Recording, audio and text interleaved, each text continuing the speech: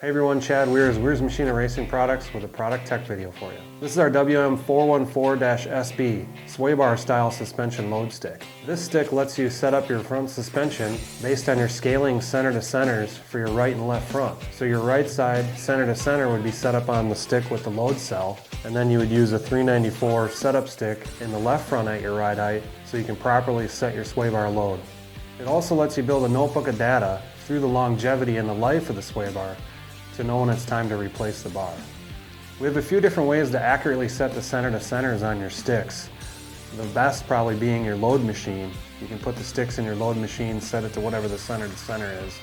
Or you can use our 28500 Heim center finders and use a tape measure, measuring just like that.